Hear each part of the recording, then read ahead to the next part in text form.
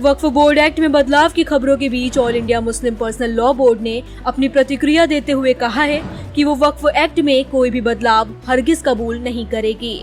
Board की ओर से जारी बयान में कहा गया है कि all India Muslim Personal Law board ये स्पष्ट करना आवश्यक समझता है कि वक्फ एक्ट 2013 में कोई भी ऐसा बदलाव जिससे वक्फ संपत्तियों की हैसियत और प्रकृति बदल जाए या उन्हें हड़पना सरकार या किसी व्यक्ति के लिए आसान हो जाए, हरगिज कबूल नहीं होगा।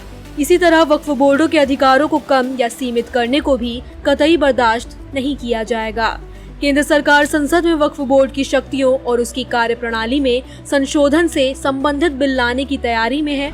इसे लेकर all India Muslim Personal Law board के प्रवक्ता डॉक्टर सैयद कासिम रसूल इलियास ने एक प्रेस बयान में कहा है कि विश्वसनीय जानकारी के अनुसार भारत सरकार वक्फ एक्ट 2013 में लगभग 40 संशोधनों के माध्यम से वक्फ संपत्तियों की हैसियत और प्रकृति को बदलना चाहती है ताकि उन पर कब्जा करना और उन्हें हड़पना आसान हो जाए। जानकारी के अनुसार इस प्रकार का विधेयक अगले सप्ताह संसद में पेश किया जा सकता है।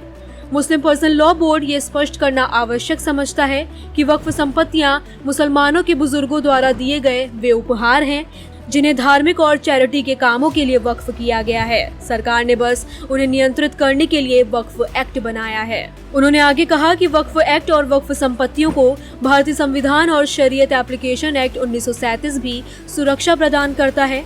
इसलिए भारत सरकार इस कानून में कोई ऐसा संशोधन नहीं कर सकती है जिससे इन संपत्तियों की प्रकृति और हैसियत ही बदल जाए। उन्होंने कहा कि अब तक सरकार ने मुसलमानों से संबंधित जितने भी फैसले किए और कदम उठाए हैं उनमें उनसे कुछ छीनने का ही काम हुआ है, दिया कुछ नहीं। चाहे वे मौलाना आजाद फाउंडेशन का बंद किया जाना हो या अल्पसंख्यक स्कॉलरशिप को रद्द करना या फिर 3 तलाक से संबंधित कानून हो। उन्होंने कहा कि ये मामला केवल मुसलमानों तक सीमित नहीं रहेगा।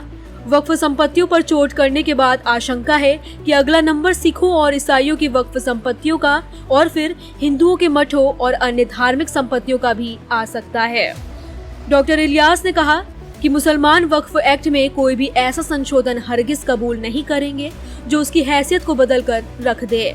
इसी तरह वक्फ बोर्डों की कानूनी और न्यायिक हैसियत और अधिकारों में हस्तक्षेप भी बर्दाश्त नहीं किया जाएगा। मुस्लिम पर्सनल लॉ बोर्ड के प्रवक्ता ने एनडीए की सहयोगी पार्टियों और अन्य विपक्षी राजनीतिक पार्टियों से अपील की कि वे ऐसे किसी भी प्रस्ताव और संशोधन को पूरी तरह खारिज कर दें और इसे हरगिज संसद से पारित न होने दें। डॉक्टर इलियास ने आगे कहा कि मुस्लिम पर्सनल लॉ बोर्ड भारत के मुसलमानों और उनकी धार्मिक और राष्ट्रीय संगठनों से अपील करता है कि वे केंद्र सरकार के इस कदम के खिलाफ एकजुट होकर आगे बढ़े। बोर्ड भी इस कदम को नाकाम करने के लिए हर तरह के कानूनी और लोकतांत्रिक रास्ते अपनाएगा। दूसरी ओर दारुल उलूम प्रवक्ता मौलाना सूफियान निजामी ने कहा कि सरकार वक्फ एक्ट को मजबूती प्रदान करे, वक्फ से अवैध कब्जों को सरकार हटाए, वक्फ बोर्ड के हाथों को सरकार मजबूत करे, सही नीयत के साथ सरकार बोर्ड की मदद करे और वक्फ जमीनों पर सरकारी इमारतों से किराया लिया जाए।